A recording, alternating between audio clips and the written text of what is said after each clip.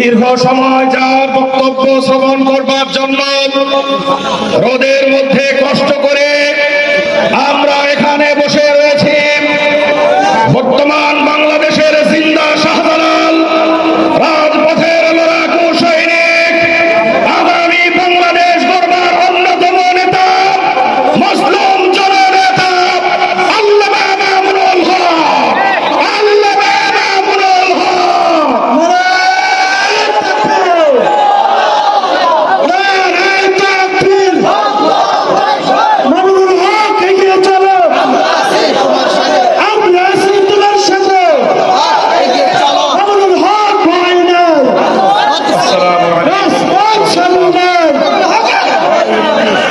الحمد لله رب العالمين والصلاة والسلام على سيد الأنبياء والمرسلين وعلى آله وأصحابه ومن تبعهم ودعا بدعوتهم إلى يوم الدين. أما بعد، أعوذ بالله من الشيطان الرجيم. بسم الله الرحمن الرحيم. ملعونين أينما سقفوا أخذوا وقتلوا تقتيلا. صدق الله العظيم. হেফাজতে ইসলাম বাংলাদেশ সিংগাইর কর্তৃক আয়োজিত আজকের এই জনসভায় উপস্থিত সংগ্রামী সভাপতি, সিংগাইরের মাটি এবং মানুষের প্রাণ প্রিয় ব্যক্তিত্ব, জননন্দিত মুফাসসিরে কোরআন আল্লামা খালেদ সাইফুল্লাহ আইয়ুবী, উপস্থিত হেফাজতে ইসলাম বাংলাদেশের সংগ্রামী মহাসচিব হযরত মাওলানা সাজিদুর রহমান সাহেব সহ কেন্দ্রীয় নেতৃবৃন্দ, সংগ্রামী তৌহিদি জনতা, সিংগাইরের মাটি ও মানুষের প্রাণ প্রিয় এই জনপদের অধিবাসীগণ, সংক্ষিপ্ত কয়েকটি কথা আমরা বলতে চাই। আমাদের মরহুম আমির আল্লামা জুনায়েদ বাবুনগরী রহমতুল্লাহি আলাইহি, তাকে জিজ্ঞাসা করা হয়েছিল বাংলাদেশে হেফাজতে ইসলামের নেতা কর্মী কতজন এবং কারা। তিনি বলেছিলেন হেফাজতে ইসলামের কর্মী হলো বাংলাদেশের প্রতিটি মসজিদের সকল মুসল্লি হলো হেফাজতের কর্মী। হেফাজতে ইসলামের কাজ হলো বাংলাদেশে ইসলাম বিরোধী যে কোনো অপতৎপরতাকে মোকাবেলা করা। হেফাজতে ইসলামের কাজ হলো এদেশের মানুষকে আলেম সমাজের নেতৃত্বে ইসলামের সুন্দর বিধিবিধানের অনুশাসনের আয়ত্তে এই জাতিকে পরিচালিত করা। এজন্যই বিগত সরকার, আওয়ামী দুঃশাসনের সরকার, ফ্যাসিবাদী স্বৈরাচারী শেখ হাসিনার সরকার বারবার চেষ্টা করেছিল হেফাজতে ইসলামের কণ্ঠকে স্তব্ধ করে দিতে। বিগত সময়ে এদেশে আলেম সমাজের উপর সবচেয়ে বেশি দমন পীড়ন চালিয়েছিল পতিত এই স্বৈরাচারী সরকার। আমরা লক্ষ্য করেছি 2013 সাল এবং 2021 সালে যেভাবে হেফাজতে ইসলামের উপর দমন পীড়ন চালিয়েছিল, শেখ হাসিনা এবং তার দোসরেরা মনে করেছিল হেফাজতে ইসলামকে নির্যাতন করলে দমে যাবে, হেফাজতে ইসলামের উপর হত্যাযজ্ঞ পরিচালনা করলে এদের কণ্ঠ স্তব্ধ হয়ে যাবে। বারবার প্রমাণ হয়েছে জুলুমের মাধ্যমে, নির্যাতনের মাধ্যমে, স্টিমরোলার চালিয়ে অন্য কাউকে ভয় দেখানো যায়, ইসলামের সৈনিকদেরকে দমিয়ে দেওয়া যায় না। তারা বারবার একই চেষ্টা করেছিল, এদেশে কোরআনের আওয়াজকে বন্ধ করে দিতে চেয়েছিল। প্রতিটি জেলায় জেলায় কোরআনের মাহফিলগুলোতে 144 ধারা জারি করে এদেশের মানুষের কাছে কোরআনের বাণী পৌঁছানোর ক্ষেত্রে তারা প্রতিবন্ধকতা তৈরি করেছিল। এই মাওলানা খালেদ সাইফুল্লাহ আইয়ুবী সাহেব অনেক জায়গায় সেই বাধার সম্মুখীন হয়েছেন।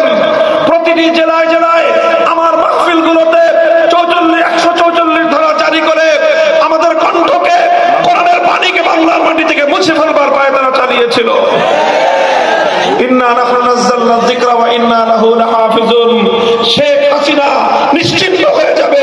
আল্লাহর কোরআনের আওয়াজ তুমি তোমার দোসরেরা নিশ্চিন্ন করতে পারো নাই, ভবিষ্যতেও পারবে না ইনশাআল্লাহ। আজকের এই সময়ে স্পষ্ট কয়েকটি কথা বলতে চাই। এক নম্বর কথা হলো এই,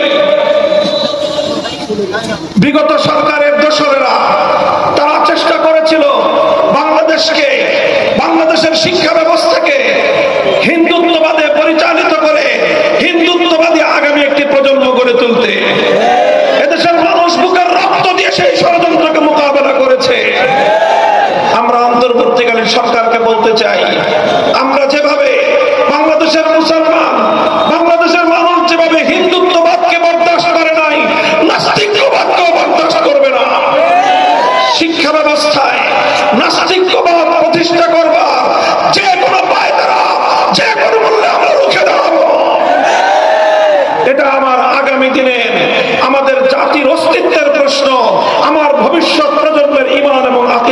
প্রশ্ন, এই প্রশ্নে কাউকে একজন পরিমাণ ছাড় দিতে আমরা প্রস্তুত নই।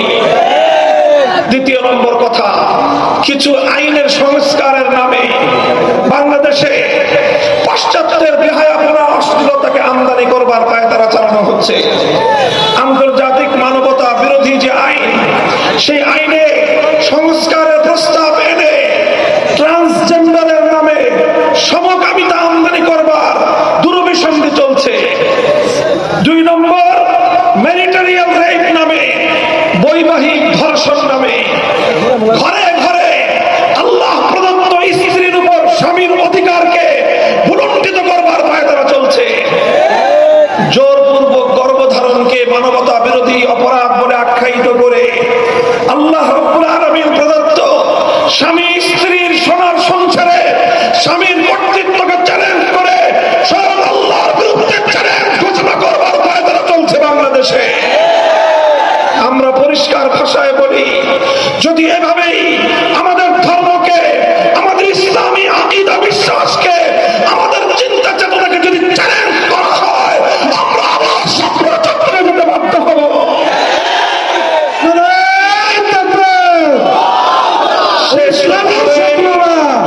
আপনারা জানেন, আমরা দেখছি পার্শ্ববর্তী দেশ ভারতে 2 দিন পর পর আমাদের প্রিয় নবীজিকে নিয়ে কটূক্তি করা হচ্ছে।